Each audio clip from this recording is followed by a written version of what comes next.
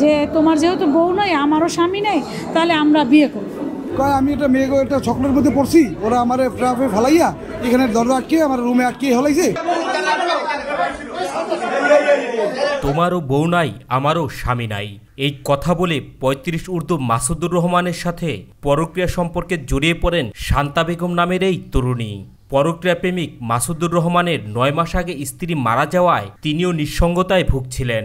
নিজের নিঃসঙ্গতা কাটাতে শান্তার পরক্রিয়া প্রেমের প্রলোভনে জড়িয়ে পড়েন মাসুদুর রহমান। তো ওয়াইফ ৯ মাস আগে মারা গেছে, তো মহিলা ভাইয়াকে একটা প্রলোভন দেখাইছে যে তোমার যেহেতু বউ নয়, আমারও স্বামী নেই, তাহলে আমরা বিয়ে করব, এটা বলেছিল ভাইয়ার কাছে।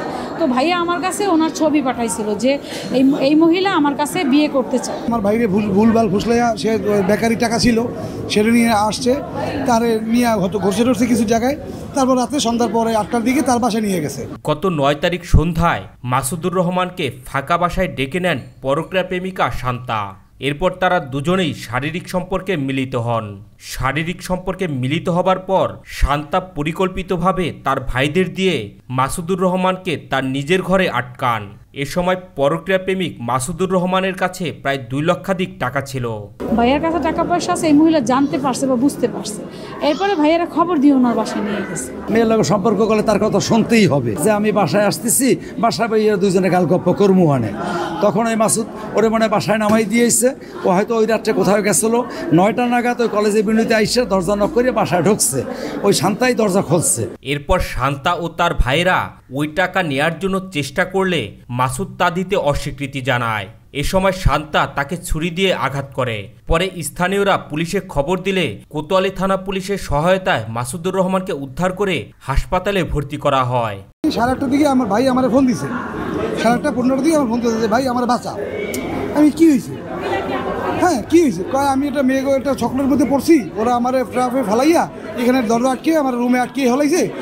এই পর্যন্ত খালি শুনছি, কোন জায়গায় হিস্টোরি আমি তো জানি না, তো জানলে তো আমি যাইতাম। ভাইয়ার কাছে কিছু টাকা ছিল, এই মহিলা ওকে বাসায় ডেকে নিয়ে ওই টাকাগুলো ওর কাছে হাতায় নেওয়া চাইছিল। পরে ভাইয়ার টাকাগুলো তো ভাইয়ার ছিল না, এটা ও যেখানে চাকরি করে ওইখানের কিছু খাতের টাকা, এটা ভাইয়া দিতে চাচ্ছিল না। তারপরে ভাইয়া যখন না দিতে অস্বীকার করছে, তখন ভাইয়াকে ওই মহিলা ৪-৫ জন লোক ডেকে এনে ওকে এরকম ঘরে বসে অনেক মারধর করছে। আর তারপরে শেষ পর্যায়ে চাকু মারছে, পর ভাইয়া তো নিচে পড়ে গেছে। তো এইটা আবার ভাইয়ার এক বন্ধু খবর পেয়েছে, বুঝতে পেরে ওকে ওখান থেকে ২ জন পুলিশ নিয়ে ওই ভাইয়াকে রেস্কিউ করে হাসপাতাল নিয়ে আসছে। আর মহিলার সাথে যারা ছিল ওদের থানায় ওই পুলিশরা ধরে নিয়ে গেছে। হাসপাতালে ভর্তি থাকা অবস্থায় পৃথিবীর মায়া ত্যাগ করেন মাসুদুর রহমান। এমনই এক চাঞ্চল্যকর ঘটনা ঘটেছে বরিশালে। অভিযুক্ত প্রেমিকা শান্তা ইসলাম কলেজ এভিনিউ এলাকার ভাড়াটিয়া শওকত মোল্লার কন্যা। তখন পুলিশ ফোন করিয়া, অ্যাম্বুলেন্স ফোন করি ওই বাসায় যাইয়া, যারা ভিডিও ফুটেজে আছে, আপনারা এখনও প্রমাণ দেখেন, ভিডিও ফুটেজে আছে, ডিবির দারোগারা এবং এসআই সাহেব দেখছি থাবরও দেয়, তর্কে বিতর্কে তাদের হ্যান্ডকাপ বাঁধা দেখলাম। মাসুদুর রহমানের ভাই মাহফুজুর রহমান বলেন, তার বড় ভাইয়ের বেকারির ব্যবসা রয়েছে। তার প্রথম স্ত্রী মারা যাবার পর মাসুদ শান্তার সাথে পরক্রিয়া সম্পর্কে জড়িয়ে পড়েন।